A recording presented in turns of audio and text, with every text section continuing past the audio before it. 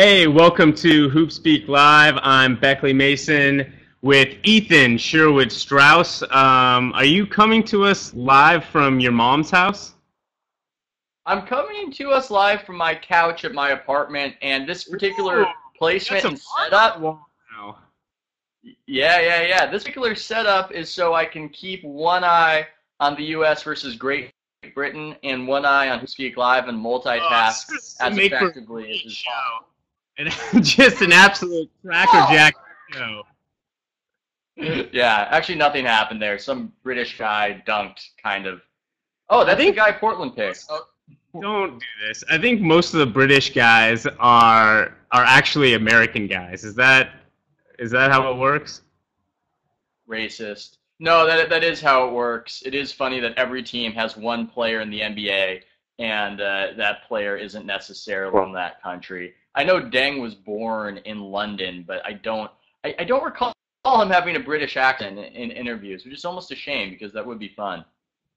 Yeah, British accents, I think it would be fun to like be near the court when this is happening and hear like the loud British talk of like who has to help and like, how to get over screen and rolls. I wonder if it would be like, how Boy, American singers and British singers can tend to sound alike when they're like really belting it out. I wonder if the yeah. same thing would happen when American players and British players are yelling in English on the court. I don't know. I think that we need a new rule where if you play on a team and you aren't a national of that team, you have to talk with that accent for the entirety of the Olympics and all of your interviews. It's only right and it's fair. I need, I need Saka speaking with sort of a Castilian lisp. I need Lul Deng speaking Cockney. This is what I want from the Olympics, and it doesn't seem like a whole lot to ask if you're feigning nationality. I think that is just a great point. It doesn't really matter where you're born or how you grew up. It's what you sound like that matters in this world. All right, well, Yeah, let's yeah. talk about some of our big free agent news from the last week. Obviously, has centered around Jeremy Lin, a fraught topic, as you would like to say, because there's so much we don't know about him, which allows everybody to project whatever they want onto him. He kind of becomes this canvas for all sorts of different subconscious and conscious beliefs. One of which I think is obviously tied to his race. That I think he's still under the shadow of being an American and Asian American player, and that Sure. there are very few of those. And as a result, I think skepticism remains rampant. Yeah, it's funny because I don't know him well. I interviewed him a few times when he was on the Warriors when I just didn't think he was a very good NBA basketball player. But it's funny to have this grafted onto him, this projection of he's this cynical guy controlling his brand, and that's why he didn't play because he's all about the money. That is just flies in the face of everything I know about him. All the people I know who know him. He's a very uncynical, two-cents guy by all explanation and just likes to focus on basketball. It's not that exciting. He just is monomaniacal. In fact, maybe he wanted out of New York because he likes to be as focused as he is and hates distractions. Just absolutely hates them. Yeah, he's some guy who he's kind of like the Seinfeld episode where George Costanza gets like really good at leaving right at the right time. Like he'll make one good joke and then just get out of the meeting. I feel like that's what's going Yeah. on with Jeremy Lin in New York. I think it's all right to believe that he isn't going to be good. Like there's plenty of evidence that you could use to say, here are sustainable problems that I don't see him being able to fix. But I don't think his Yeah. character is one of them. And Yeah. I think if the Knicks, like here's the deal. He got an $8.5 million offer per year. That's what a good starting point guard, or I'd say top 15, top 20 starting point guard costs. And you basically decide whether or not you think he's going to be that. And to me, if the Knicks' decision was anything other than we don't think he can be a good starting point guard, then they made a really weird decision. Yeah, and frankly, I think another subplot in this is that people are saying, well, the Knicks should have signed him because they'll make it up economically. They'll make even more money in the marketing. And it sounds like a lot of vague, happy talk that has no relation to how you actually make money. I think the dirty secret about the globalization of basketball is that it's very difficult to profit off of. It's difficult to economically appropriate that which exists outside of your country unless you're selling a tangible product there. It's one thing to have a McDonald's franchise abroad and be selling a burger that people are buying. It's another thing to be transmitting media from your country and having to deal with the morass of, TV rights in other places. And in the case of the NBA, those teams split it 30 ways. Jersey sales split 30 ways. So it's not like the Knicks can just magically make a bunch of money because they have somebody who's popular in China, despite what everybody thinks. Lecture. Daryl Morey said in that interview with Kevin Arnovitz that's on True Hoop, you just got to scroll down, he did a True Hoop TV with him. Morey was basically saying this is not, we're going to get some ads from courtside stuff maybe in Asia, but we're not like suddenly this is, every kind of the major revenue streams that we think of like jerseys and TV are going to get split amongst the 30 teams. So yeah, he's not the cash cow. And I also think just the idea generally of Madison Square Garden keeping Lin because having him cause speculation in the stock market is absolutely insane. Also, who is speculating in the stock market based on Jeremy Lin? Who are these people? Like, who sits at their E-Trade account and like, exactly. This Jeremy Lin fellow, he played pretty well last year. Buy MSG. I wasn't convinced when they had the TV rights to the biggest basketball team in the country. That didn't convince me. What convinced me was this 1/2 season and the idea that, maybe he'll have 5 more of those. Like, if you're buying stocks for that reason, you are so weird. I don't know what to do. You don't have a system like this set up? Every time Kyle Lowry scores over 20 points, I buy more Apple stock. That's just how I roll, and I just would have to assume that many people have a similar deal with Jeremy Lin. But you're right. It's ridiculous to look at the MSG stock valuation. Stocks can go up and down for dumb reasons. Correlation isn't causation, and it's a little weird.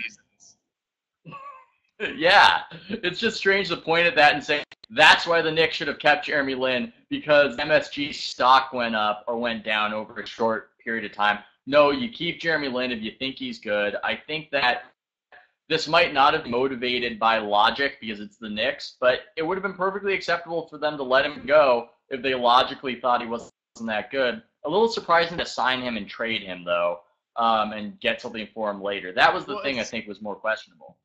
It's especially weird because the Knicks are capped out. So their situation is basically they can only sign minimum contracts from here on out. They had Lin's bird rights. So if they sign him to that $8.5 million deal, suddenly they can trade him and get other stuff back, and basically it extends the salary cap for them. And they lost that opportunity. And now they're basically going to have to try to fit things into the $3 million level. So the Lin decision isn't really now anymore $8.5 million Lin or $8.5 million player. It's $8.5 million Lin or $3 million player. So that's where kind of the logic, I think, falls apart, is that even if you don't like Lin, if you're willing to pay that, if you decide you have the money, and I think everyone accepts that, yes, they have that kind of money, then you're really just throwing away an opportunity to add to your team, which I think it's obvious that they have to add to their team. This is not a contender. The Knicks are, and this is like the last point, is that not having Jeremy Lin, if Lin plays well, they're like a 4 or 5 seed. If he doesn't play well, they're now like a 7 seed. This is not a big earth-shattering movement. They were never going to contend with this, but New York, you get all the attention. Yeah. For all the talk of the Magic and the Rockets and the Knicks, it's like the Heat and Thunder are still pretty good. Still waiting for the season to start and see those teams that matter actually battle it out. Yeah, it's ridiculous. My thought on it is, if this was the Houston Knicks losing Jeremy Lin to the New York Rockets, then we would just have all this positive coverage about Lynn and Dwight Howard together and speculated on that instead of bemoaning the plight of Knicks fans. It just shows their media footprint and how that makes us frame the situation. Yeah, in some ways, it dooms dooms Lynn, because even if he continues to play well, no one will care in the same way, which is a problem. We're gonna get a screener in here. We're ready to go with our first guest, who is a New York guy who has been living in the sweltering heat as I have. We have a nice cool day today, so I hope it brings us a even more cheerful Dan Devine from Ball Don't Lie. Oh, can't hear you, Dan. You cannot. Okay. No, go through the up window. Or just mime your answers. When Jeremy Lin left, you felt...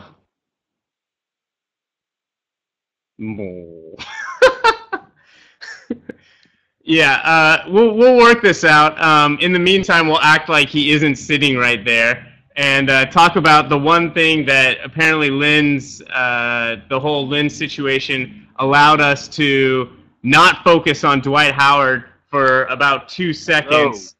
Oh, there we go. Now we can hear you. Okay, can we still go? Yes, great. I hear you. How you doing, man? Lewis voice. I'm good. I'm sorry about that. I thought it was set up before. No problem. That minor issue. First off, it's nice and cool in New York today. I've got the fan on low setting. How great is this? It makes you really feel like it's worth living in New York for the other times in the summer. But no, also I think that maybe we in New York need to fall back a little on our weather commentary. It seems like people in the rest of the country are pretty angry at the way we get upset whenever it rains or is hot. Like I was in Alabama a couple weekends ago and it was like 113 degrees everywhere, and I was like, oh, maybe I should just shut up. But then that really wouldn't do well for my brand, so I kept talking.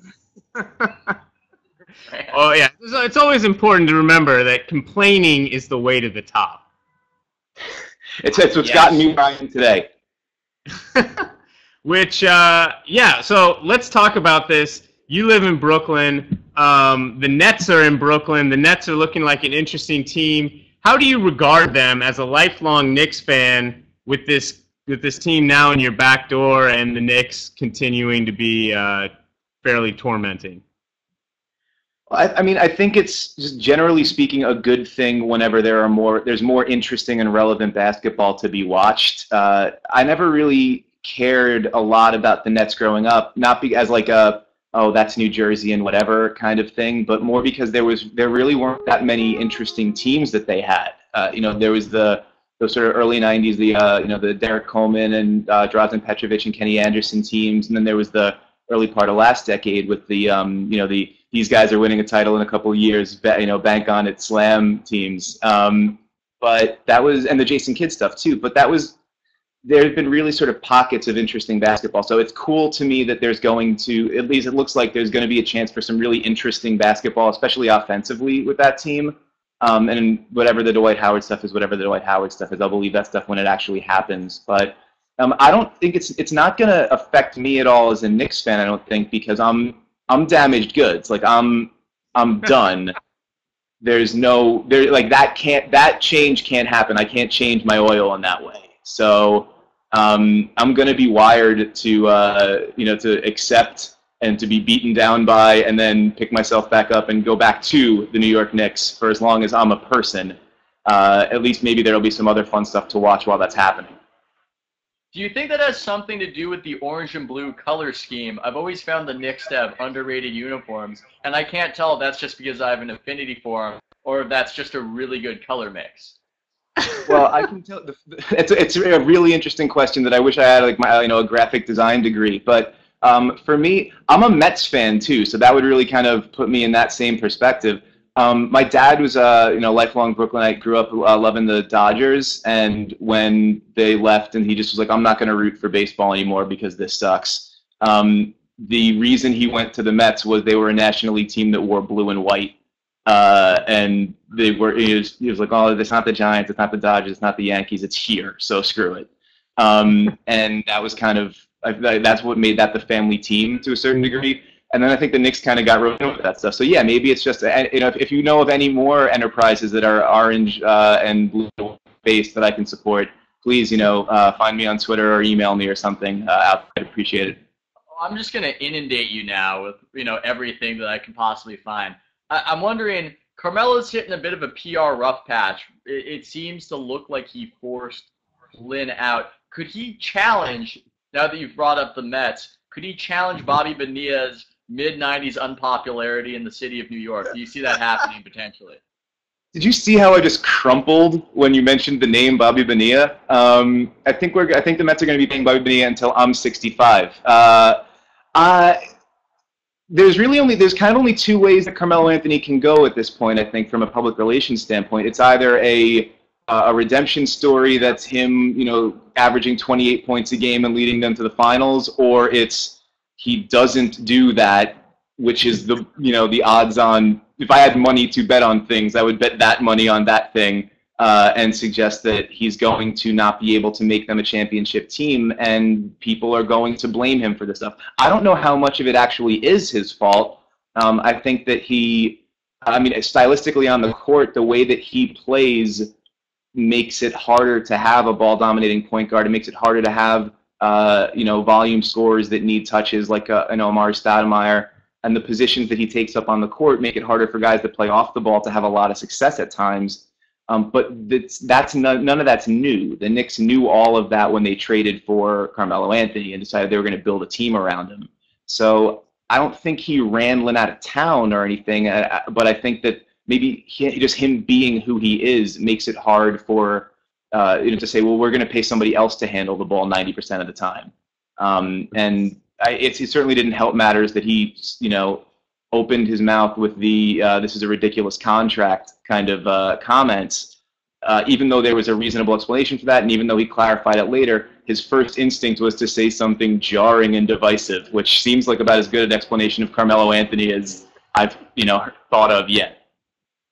There's a great moment in this Team USA game that's going on in the background where they were trying to figure out kind of what to do on a half-court offense. Carmelo was asking for the ball in the post. They couldn't really get it to him, and Fran Fraschilla was saying, the Team USA, Carmelo needs to get out. He needs to get out to the perimeter. Team USA is going to be so much better with 4 spread out. And then finally the ball got to Chris Paul, and he called Carmelo way out to the perimeter. He set a really high ball screen. Paul went off it, fed Carmelo rolling, who made a great read, caught it, and flipped it to the next cutter. I mean, it was a beautiful play. Carmelo Anthony's a damn good 4.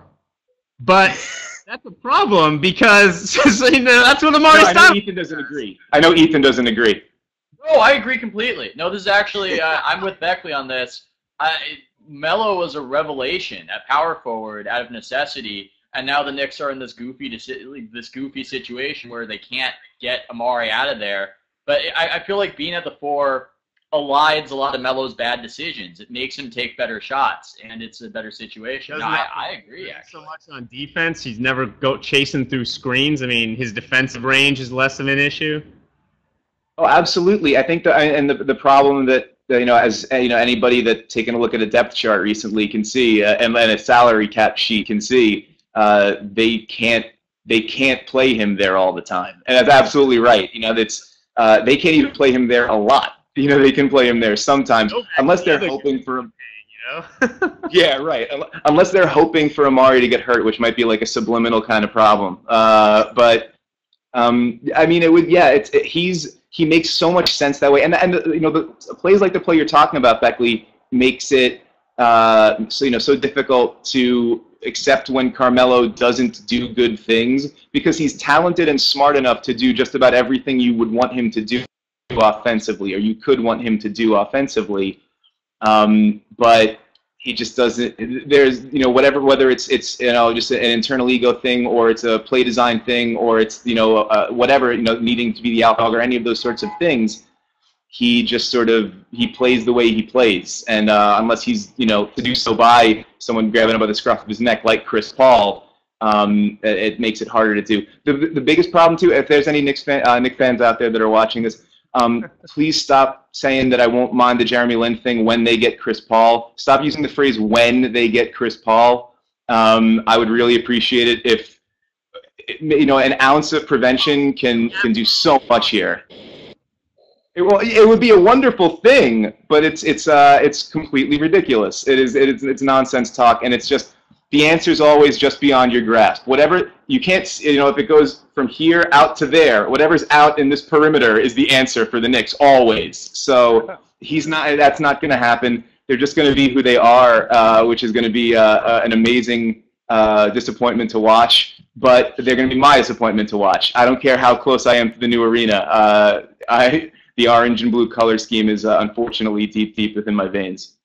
Well, let's talk about quickly some of the other guys who are on the Olympic squad. It's something you've been writing about. Whenever I watch them, I only caught 2 of their games, but I get a bigger thrill out of the guys like Westbrook and Iguodala than some of the really big name stars. I mean, those guys are so fun to watch when they're around all these other athletes, and yet they still look like the craziest athletes.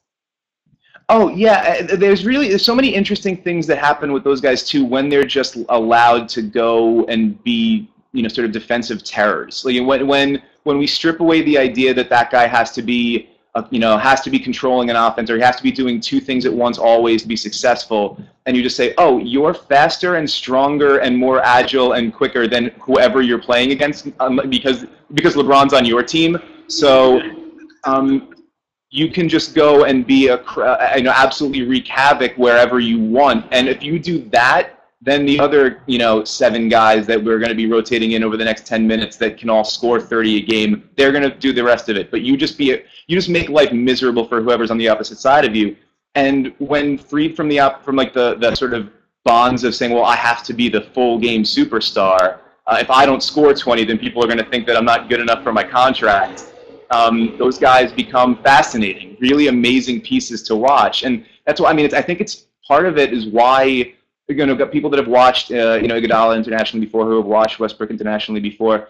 It's why some of us have a really hard time getting straight with those critiques, because it's like, no, this guy is he's a unique and amazing thing to get to see. I don't really know how many teams are going to have people that push those guys to their limits. I mean, Spain's wings are really good, but in weird ways that maybe I don't know if Iguodala gets sicked on guys like Navarro. I'm not sure how that works, but so I don't know if we're necessarily going to see the is going to be a bloodbath.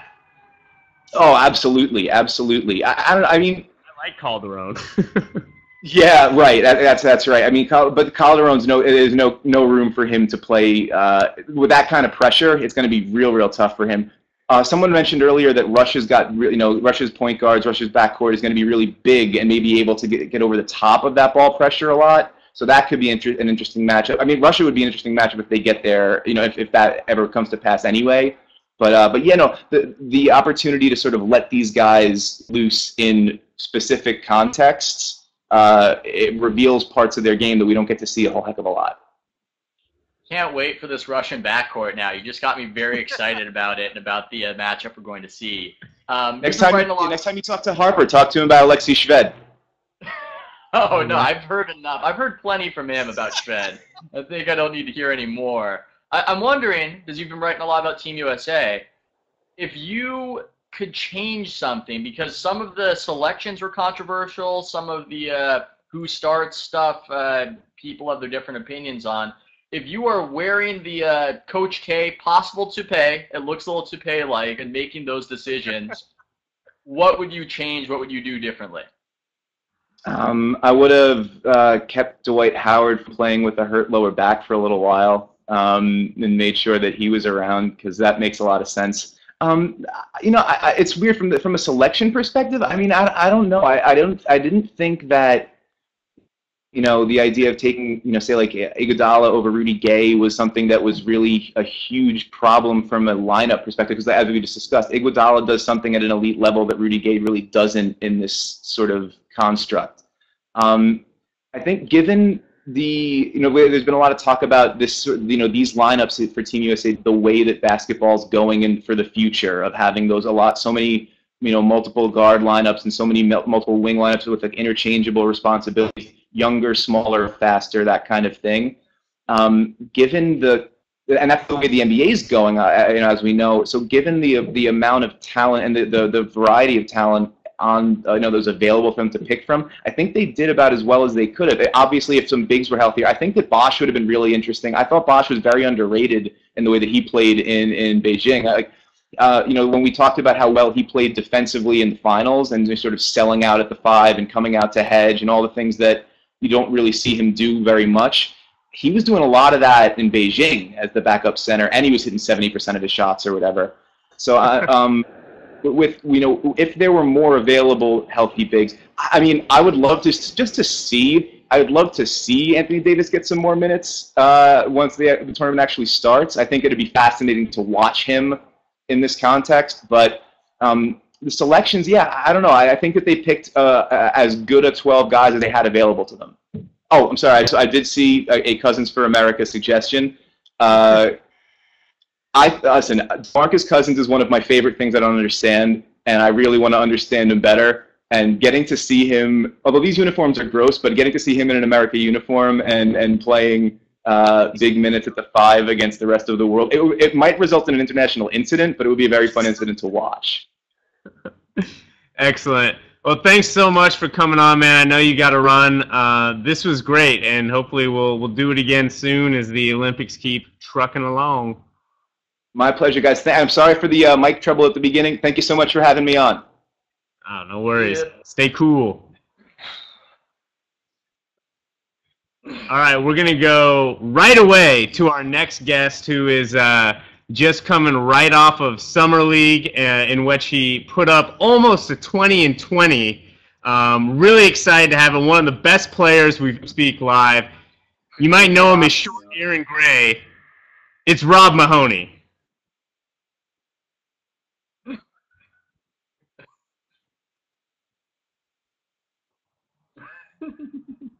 I can't hear him. Ah, dang it, we're having this weird thing. I know, I could tell that you were really happy with that line as you delivered it. Oh, there he is, Am I on now? Am I good? Yeah, we got you. Took away my thunder there. Now I don't even want to be on this show anymore. This is why white people aren't allowed to nickname themselves. Yeah, it's the only way to make it funny. How do I close out of this chat? Yeah. Let's talk about Summer League because you were just there, and let's talk about my man crush, Jay Crowder. What'd you think when you saw him? Man, he is really tremendous. I do not watch any college basketball, so I had no idea what to expect from watching him play. I knew, my boy Kevin Pelton had him pretty high on his pre-draft ranking, so I was excited about that. But man, Pelton is really impressive. Or not Pelton. Well, Pelton's impressive too, but Jay Crowder is really impressive. And a lot of people are worried about this positional transition, coming from kind of a big at Marquette to playing more of a wing in the NBA. But it honestly informs his defense in a really interesting way. He's probably going to be one of the better help defenders right off the bat coming off of the wing, which is a really good thing to have around. He's just a tremendous guy to have in terms of his defense and energy, and his offensive game doesn't really lag behind at all. I'm not sure why he's a second-round pick, but I'm sure Dallas will be happy to have him there. Yeah. He is undersized, and that's why people get killed there. But Dallas really needs athleticism on the wing, and you could see him getting some serious minutes, 15, 20 minutes here and there as the season goes, or at least I can. In my dream fantasy, Jay Crowder is the best world. Oh, no, absolutely. I mean, when you look at, Dallas, I think, will have some interesting decisions to make in terms of putting together their overall defense. But when you look at, Elton Brand, who was kind of a sleeper defensive player of the year candidate last year coming in, O.J. Mayo, who's a really underrated perimeter defender, Marion's coming back, potentially re-signing Delonte West, and then if Crowder ends up making the roster, I mean, that's a lot of interesting defenders to have around, for sure. Looking at Dallas has had a very strange offseason. It's hard to process, in my opinion, as something that is bad or good because they have the high expectations going in, and then they really salvaged a lot of a bad situation on the way out. I know you love false binaries, Rob, so gun to your head, bad or good offseason and why? Good. I mean, just considering the fact that they were in position to make a play for Darren Williams. Didn't exactly go the way they intended, I'm sure. But all things considered, I think they did well with the opportunities they had. They're still looking good going forward. Dirk isn't angry and wanting to, jet on, the first flight out, so that's always a good thing. They're in a position to compete on a nightly basis and get a mid-seed in the West. All things considered, I think that's pretty good. Yeah, and they won equivalent last year, I think like between 45 and 46 games. And Dirk was basically awful for the first 20 games of the season. I don't think they've taken it. You're enjoying the sirens, by the way. This is Atlantic Avenue in Brooklyn. But I don't think they've taken a step back. And to that point, you had a really interesting analysis of Jason Terry and OJ Mayo. I think a lot of people are really excited about Mayo, young, athletic, has a lot of game coming. Question from Kirk Seriousface, friend of the show, Kirk Seriousface. Dallas has a real shooting guard for the first time since Michael Finley. Thoughts on his impact in Dallas? I assume we're talking about Mayo here. Yeah, I think Mayo's going to be good. But first of all, I mean, I don't understand. A lot of Dallas fans have this kind of perception that Jason Terry was imperfect for a variety of reasons, and to an extent he was. But that's one of the most efficient two guards on the planet. In terms of mid-range jumpers, you won't find a better shooter. He's a guy who worked the pick and roll with Dirk so expertly over the years. I think a lot of Dallas fans are going to be pining for Jason Terry back once they see how OJ Mayo runs a pick and roll. But Mayo's a good player. As you mentioned, Young is still improving, bigger and a much better defender than Terry was.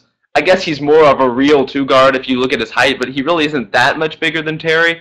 I think he's going to have a good season, but he'll probably be gone at the end of it, not exercise that player option, and we'll hit free agency again next summer. Yeah, I did a quick best 10 free agents left and kind of strengths and weaknesses and pick and roll ball handling. I was like, if Mayo becomes a great pick and roll ball handler, he's really going to be a dynamite player, but he doesn't come off it with the kind of explosiveness that Jet had, and Jet just really elevates on that pull-up. I mean, this has got one of the sweetest pull-ups in the game, and Mayo looks fine, but it's really lacking in some of those specific actions in which Jet was so effective with Dirk. Yeah, I mean, Mayo's one of those players who kind of passes the visual test in a lot of ways. The things he does are his form looks good on his jumper. He gets pretty good lift. He runs the pick and roll reasonably well, and I think fans have this idea in their head of a guy who has kind of switched between the point guard and shooting guard positions for most of his career and visualized this great ball handler and this great playmaker, and he's just not a good passer. He's really not at this stage in his career. He makes some decent reads at times, but Jason Terry coming off of screens is one of the better passers in the NBA, and it's not just his work with Dirk. I mean, last year he had really good chemistry with Mahoney, kind of working more conventional pick and rolls that way. Mayo just isn't that guy right now, and that doesn't mean he can't be, or he won't be this season even. Maybe he makes some pretty significant improvements, but in terms of comparing those two players, I think fans had better be pretty careful with that. Yeah, I agree with that. I'm not the biggest Mayo fan. I think if we go back in the history of America, there was an odd time where people thought Rick Carlisle should be fired because he didn't play Beaubois enough in a playoff series. And I know that you have a lot of thoughts on Beaubois, and with that flashpoint in mind and where we are with him, what should we expect from this guy? Is he still a potential star? Is the Beaubois bandwagon completely empty? What's going on there? I think the bandwagon is pretty empty, just because a lot of fans, the more they see of him, the more discouraged they are in terms of his ability to run an offense. And that was, the role he was supposed to take. Initially, obviously, a lot of people were very enamored with how he played in the Mavs. What was actually the last game of their playoff run? I guess that was in 2010. And Beaubois had a nice performance. Really came in the third quarter, offered some nice scoring for them. But even Dirk Nowitzki was saying after the game, and this is something that a lot of people have been talking about. Even after that game, Dirk was like, the reason why the Spurs can't defend him is because even Beaubois doesn't know what he's going to do. He's just out there really winging it. And because he was such an unknown at that point, and because he's so quick with that first step and kind of drive and has a pretty decent jumper, it worked. But once you start scouting for that guy, once you start making him make complex reads against really solid defenses, he is not the guy you want running your offense. You know, I'd much rather have, you know, an unconventional kind of combo guard like Jason Terry or even Dominique Jones, who's on the Mavs roster now, initiating the offense over Bobois. That's just kind of where he is in his career, and I don't think the Mavs, frankly, have all that much confidence in him. Yeah, and they protected him too. That was something that, you know, some people were interested in him, and they hung on to him and have invested in him, and it's not looking great. Heading back to Summer League, give us just the scoop. Like, what about Summer League, maybe the players that stood out, but also just the kind of things that you're looking for, and what about the games there stood out to you? Right. It's kind of a difficult situation to evaluate talent in, just because the game is not all, you know, the players are definitely going hard, but the offenses aren't very set. The defenses, you know, kind of resemble like pickup basketball with slightly better rotations. So in terms of how players go against certain defenses, that's not what you're looking for. But, you know, you can evaluate how a guy is boxing out, or what his jumper looks like, or the positions in which he's trying to score, you know, how he sees his teammates, how he's feeding them, where guys like the ball, that kind of thing is really, you know, a great thing to evaluate at Summer League, even compared to the college level. And it's a great place for people who don't watch a lot of D-League basketball or don't have a chance to watch a lot of international basketball to see these guys whose names come up a lot being on the fringe of the league. You know, the Walker Russell Juniors of the world, who, you know, last year had a nice stint with the Pistons. And, you know, these kinds of players who are always on the cusp, and, you know, you may see on, you know, your team have rumored interest in, those are the kinds of guys you can really see in depth at Summer League. I see James Herbert is trying to give some Jerome Randall love, and that's my Randall. That's Cal, James. Back off. I don't like this. Beckley having ownership, Jay Crowder, James repping Jerome Randall. Don't love any of it. But I do want to talk about my Warriors, Rob, as you wrote a fine piece on Harrison Barnes. I am wildly optimistic for the first time ever about the Warriors, and I don't know what to make of Barnes, though. I don't know how to process him or what he's going to be. I'm wondering if you could add your perspective and insight there. I'm going to go on a limb and say that most media members will for a long time write very good things about Harrison Barnes, because he's a guy who, when you hear him talk about the game, he speaks very intelligently about his role, his need for improvement, exactly what he's going to be doing, and that can color your perception of him in a lot of ways. I think he's a very interesting talent. You know, the scoring is going to be there. I like the fact that he already has pretty legit NBA three-point range, which for the Warriors is going to be a good thing, especially with Darrell Wright now in Philadelphia.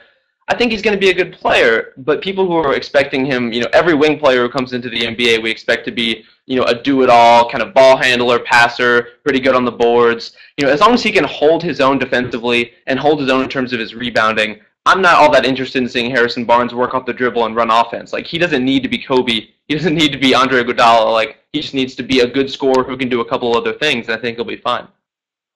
So I have an idea about Barnes that he is.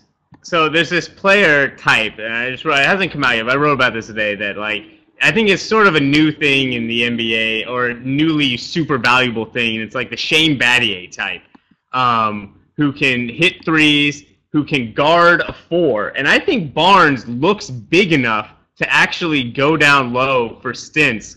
And, right, like, doesn't handle the ball much, but can kind of fit in all over the court as a supporting player. And it seems to me that Barnes would have a ton of value on a team that has multiple good ball. I mean, their starting five is going to be all solid ball handlers. And with the way he cuts, his size, he can do a couple different things defensively. You know, I think at the 7 spot where they picked him, it's a great, great pick. Yeah, I think he definitely has the height and the length to do just what you described. The one thing I'd be worried about is a lot of what makes Shane Battier so good at defending other positions is just his instincts, his ability to deny the ball, his footwork, and, you know, those are the things that Barnes definitely has a long way to go on. So size-wise and physically, I think he's right there. I've completely talked over you there, and I have no idea what you said, but I'm going to ignore it and pretend it wasn't important. Shane Battier was the defensive player of the year in college, playing the power forward. So, like, it's not like he suddenly added this when he got older. It's actually he reverted to what he was doing kind of coming up. Oh, absolutely. I think one of the interesting things, too, to take into account with that kind of strategy is that do we really count on Mark Jackson to be that positionally flexible? And I'm not sure that we do. You know, he had a decent first season with the Warriors, but not the most creative guy in the world, I don't think. Yeah, I wonder if they're going to spread it out or if it's going to be a lot of Bogut post-ups and Ethan sobbing. I just love the idea of Mark Jackson comforting me in the press and media availability. He's a legit 7-footer, Ethan. He's a legit 7-footer. Ethan, you can stop crying. We're gonna get it in gear. We're gonna get it together. No, the problem with Mark Jackson is that he eventually gets he gets impacted by the season, and it gets to him. That was the thing. That was the interesting from start to finish. He really started with his chest puffed out, talking about how it was a new day in the Bay Area, which reminds me of a new day in Baltimore in The Wire. And then by the end, he was just so crushed. He was just so crushed that when I asked questions, Arquette of the NBA. When he asked questions, I was using an empathy voice. I was going, yeah, so Dominic McGuire, the shot, he got the last shot in the game to soften the blow. I'm just shocked that you guys were still talking about the Warriors when I got back, though. What happened there? Dude, I'm legitimately excited about the Warriors. I am too, and we can doubt Mark Jackson, but you know what happened? I looked. I can't hear you that well. I'm having the same problem Rob did when I just came back. But I will say, I look at the roster, and it's not hideously flawed for the first time ever. And that's why I'm excited. Agree? Another Summer League question. One player, when he was got drafted a little higher than a lot of people expected, but has had some nice moments in Summer League, is Terrence Ross. Skinny as they come. How did he look out there? Offensively, he definitely has a bit of a chucker streak to him, and I think that's something they're going to have to be very wary of in Toronto, just in terms of not cultivating that habit further. But defensively, he looks really, really good. His footwork is good, very long. Is a guy who I think immediately is going to be pretty good in terms of his on-ball defense. It's just a matter of kind of curbing those bad offensive habits and even working on him in the way he cuts and moves on the floor. He wasn't taking the hardest angles or the best curls, and those are things that are pretty easy to teach, all things considered. It might be much harder to teach him not to shoot and better to teach him when to shoot. Yeah, he's also got kind of a prototypical runs around a ton of screens body. He just looks like he could run forever and he could get in those little tight spaces and come off. I mean, I think there's reason to be optimistic about him. I think there's a lot of reason. I think Casey's going to like him a lot. That's always something you need to take into account with a coach who emphasizes defense so much. Casey, if anyone who watched Kevin Arnovitz's interview with him for True Hoop, talked about, this season they're really going to be putting an emphasis on offense and kind of balancing out their team. But at the same time, with a coach like that, if you're not going to defend, you're probably not going to be on the floor. And he holds his players accountable really well. And so with Ross, if the defensive chops weren't there, not only would they not have drafted him, but he would have not played any this season, really, if he weren't that good of a defender. This is, I don't know if you're going to take offense to me taking something that you said over the phone and throwing it out here, but I found it so interesting, and it's out of the blue. I want you to address it.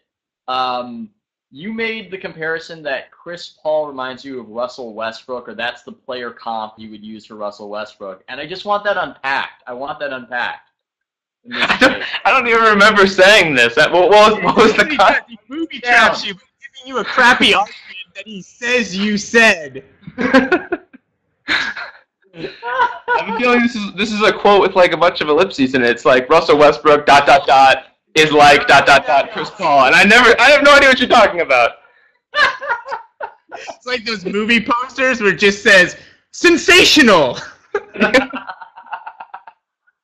That was just, I always wanted to address it. It's fine. I'll give you a more conventional one. Conventional hypothetical. Could you see Dallas winning the championship with two guys who, as we view them, as washed up as we once thought Tyson Chandler was? So, could you see that happening? No, not at all. But then again, I couldn't see it happening with Tyson Chandler either, so it shows what I know. I don't know. I watched an unfortunate amount of Tyson Chandler's career on the Charlotte Bobcats, so I can at least kind of wash my my slate clean on that one because the precedent there was not very good. In terms of this team, I feel like I've watched all these players a lot over the last year. A lot of them actually looked pretty good, but this just is not a championship team at all. Okay, but do you think that this team is gonna? I feel like this Mavs team will win more games than the Knicks. I mean, like they're gonna. The barometer that is everything in basketball apparently is whatever the hell the Knicks want to do. But like they're gonna be a decent team. I'd actually be really curious for your thoughts on what's going on with the Lakers though, and kind of the weird mix of talent. There's a crap load of talent. It's a $90 million salary right now, which is phenomenally huge. The Brooklyn Nets aren't even close to that yet. What do you think about the Lakers? I'm really excited to see how it turns out with Nash, obviously. I think a lot of people are, just the way he's going to orchestrate that offense. I'm very worried about a defense with Steve Nash up top and Andrew Bynum supposedly protecting him on the back line, just because Bynum's attention is so flighty. It's kind of the same thing with Chris Kaman in a lot of ways in Dallas. These guys who they just don't have the focus defensively. At least, Bynum at this stage, he could always kind of hone that in. But I do not trust that guy to protect everything that's going to be coming through on the perimeter. And that's doubly true, depending on who they end up adding on the perimeter as a shooter. They obviously need to space the floor even beyond Nash. And, there's always talk about them, I guess not anymore, about amnestying world peace, but I guess potentially moving him at this point, as so many people want them to do. Even with world peace, frankly, I mean, his lateral movement is kind of questionable at this point. So look. Non-existent. Yeah. He moves about as quickly as I do on the perimeter, and my player comp is Aaron Gray, so I'll let you suss that out for yourself. But I'm very worried about Bynum defensively and the complications that Nash will provide that team. Yeah, and I think that we all assume if they get Dwight Howard for Bynum, that would make them better. This has nothing to do with productivity. This is just aesthetics, and I'm throwing it out for both of you because I was talking a bit with Beckley about it earlier.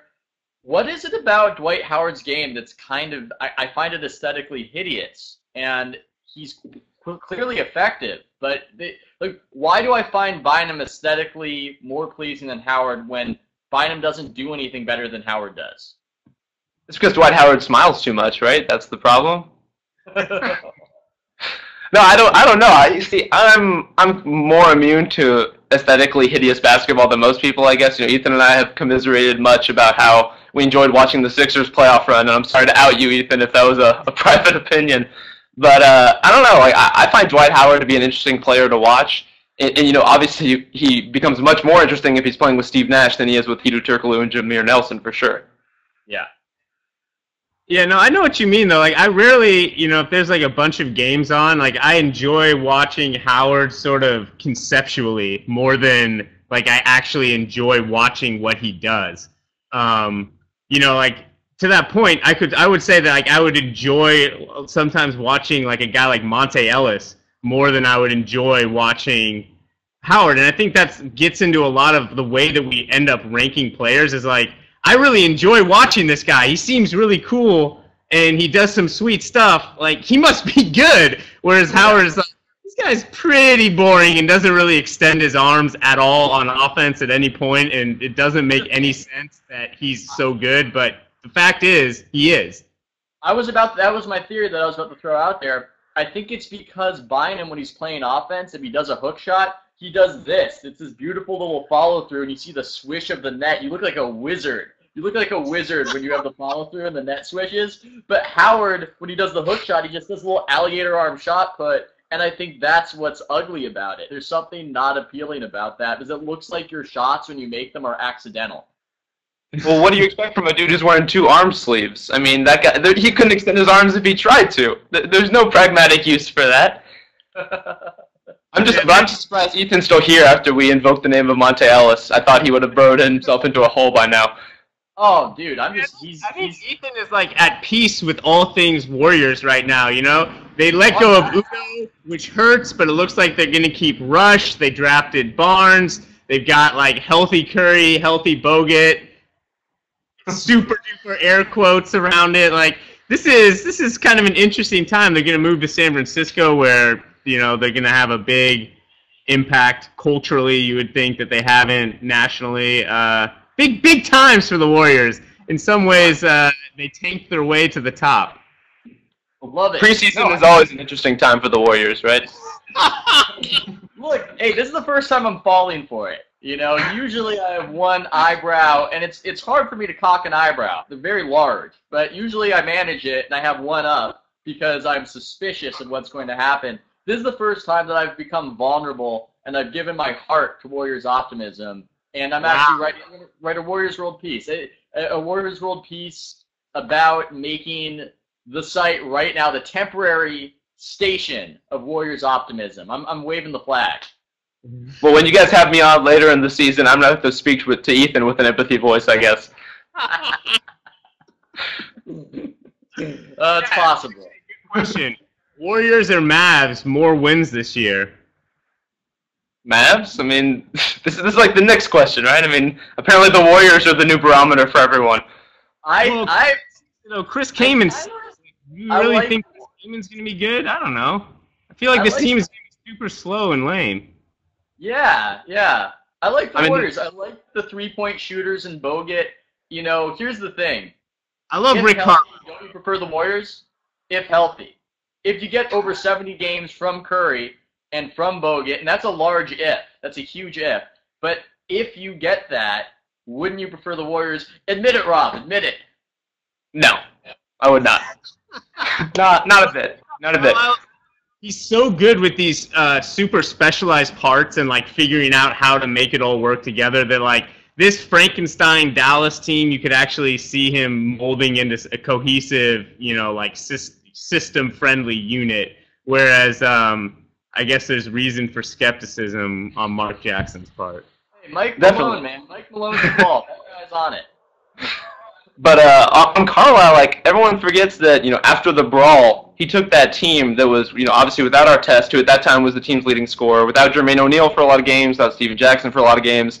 They were basically like Anthony Johnson and the Johnsonettes making the playoffs, and I have no idea how he did it, but he did. So I wouldn't trust anyone to fix and coach a broken team more than Rick Carlisle, I don't think. What's funny about this optimism, this Warriors optimism, is that Rob was actually with me when I found out about the Udo news. So he's seen the depths. He's seen the depths of despair, and now we're on the other side of it. I was nicer to Ethan that day than I have ever been since. Well, it seems like the Warriors inspire this sort of manic depressive relationship with their fan bases, whereas the Mavs are your old steady. You can always count on them to be competent, and they're not getting you too high or too low. Even in the year that you guys won the title, I don't think anyone was really juiced about that team. Whereas the Warriors, it's one of these things this could be the year that we're not terrible. I mean, that's the sad part, is that this could be the year ends with that we're not terrible. It's not even that we make the playoffs. It's just this could be the year that I don't want to carve my eyes out when I watch basketball, and that is sad.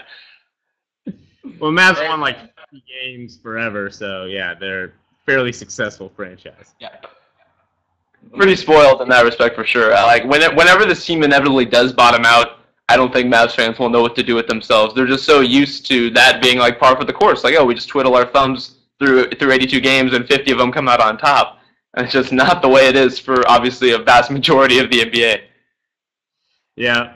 Well, thanks a lot for coming on, man, for this extended HoopSpeak live conversation. I'm so sorry I missed you in Vegas. We didn't get our pinch poach rhythm going.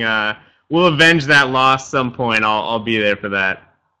It's okay. We need to move Sebastian off the ball. We need to put the ball in Beckley's hands. Get Sebastian spotting up on the perimeter, and all order will be restored. Aaron Gray will bring us home. Don't worry. All right, James. Oh, first, before you go, what's James Herbert like in person? I've never met him. Oh yeah. That dude is weird. Don't ever try to meet up with him. Don't just take my advice. Stay far away. Maybe file a restraining order. I know Canada seems far, but it's probably not far enough. That's why we call him Peepin' James. All right, man. Thanks a lot for coming on. All right, cheers, fellas.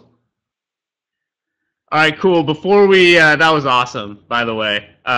Before we get to the end of this show, I do want to talk a little bit about one of the questions in here from Kirk. Is there a hard cap in this CBA? What is it? So this is like sort of a complex question, but the very simple answer is no. You can spend technically almost as much money as you want. I think that would come out to, you could get like 5 max guys and whatever, I mean, you could, if they were all incumbent on your team, you could pay them a ridiculous amount of money. But there's this big luxury tax hit at $70 million, and then there's this weird thing between 70 and 70. So the cap, I think, is 58. The luxury tax kicks in at 70. Cap is the worst word ever for something that is not a cap. Kicks in at 70, and then there's this weird range between 70 and 74 called the apron, which is supposed to keep teams from treating 70 million as a cliff over which they won't pass. So between 70 and 74, things are about equal. But when you go over 74, then it gets even more punitive, and you start being able to basically, the size of the mid-level exception, which would allow you to bring players in that would put you over the cap, decreases, and so it makes it harder to get more free agents. And that apron thing is something that is super weird, and I think that's basically what the Bulls are running up against, is that they've had a very curious offseason. They've actually got over $60 million committed to 4 guys over the next 3 years. After that, Rose is the main one on the long-term contracts, Rose and Noah. So they are trying to avoid that $74 million apron with like the rest of their roster, which is why they're dealing anyone who they can't keep on the super cheap. Word is that Jimmy Butler looks really good, and he should be able to step in and do all the Ronnie Brewer things, maybe make a few more shots. But it seems to me that that particular number, instead of the 60 million cap, the 70 million luxury tax, that 74 number is when things get really restrictive, and that's, I think, a number you'll see teams really try to avoid. The apron should be called the buffer. The apron just doesn't make sense. Makes no sense. I don't get it. It's like to get that luxury cash from splattering on you. It's a weird term. It doesn't. Yeah, it's very strange. It's a wrong choice of words. I don't hate them adding Vlad if that's the deal. I saw that on Twitter last night. I never investigated further, but people were laughing and mocking it. I think Vlad has some defensive talent and can hit some open threes, and I actually kind of like that as a potential. In that system, a 6'10" small forward who can shoot threes, you could imagine being helpful. Again, it's one of those in that system. Then you look at that roster, it doesn't look like a great roster, but I expect them to be right at the top of the East again just because they play killer defense. They have super athletic, great bigs. And, Derrick Rose, even if he's at 90%, still going to be a top 5 point. I mean, he's still going to be awesome. Question for, this is actually a really tricky one. I don't know. Better geriatric small forward signing, Lamar Odom or Grant Hill? So both are going to the Clippers. You like Odom better than Hill? I'm going to take Hill. Hill, look. Oh, Jameson. I am the worst at reading in the world. I don't know why I thought I must have had Lamar Odom on the brain. Jameson. I don't think Jameson's good. Hill was the question. My mistake. It's hard sometimes. A lot of Laker fans are very excited about this. I happen to watch a lot of Cavs just because I'm a big Kyrie Irving fan, and Jameson is he's very skilled, and it's not a terrible move for them if he's playing around under 20 minutes a game.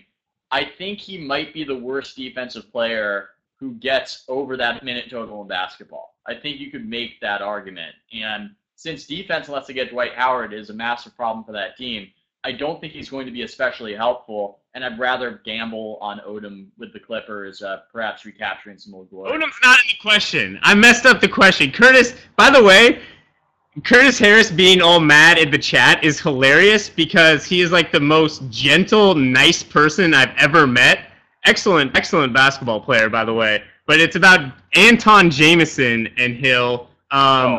Grant Hill, I still think is a useful player and will help them. I mean, he's going to make open shots, play defense, and make all the smart passes. So won't hold the ball, which on the Clippers offense has always been a problem.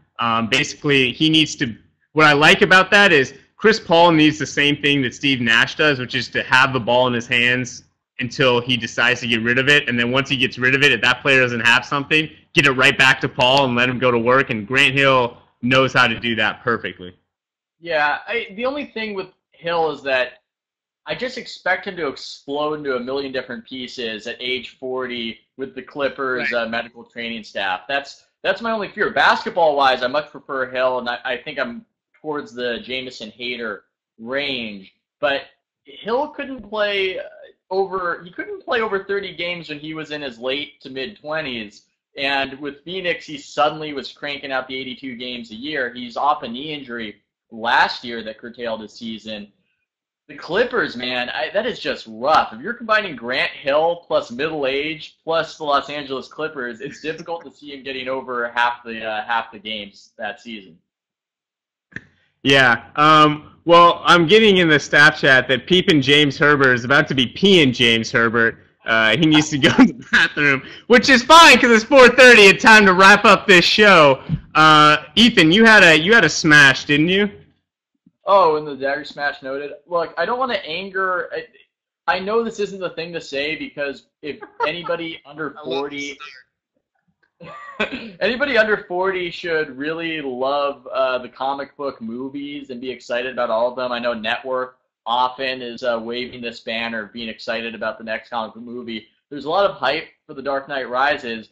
And am I the only person who's just not about these things? Am I the only person who sees brooding, dark, slightly pretentious Gotham and the seriousness of Michael Caine saying, "I don't want to bury you," and it's just so serious. And yet the man he's in a bat suit. He's in a damn bat suit. Anne Hathaway's in a Catwoman suit. It's hard for me to take the excitement of superhero movies seriously. Maybe I just lack imagination, but it just doesn't work on me. I just want to know if there's someone else out there like that. Why you don't like the Dark Knight movies?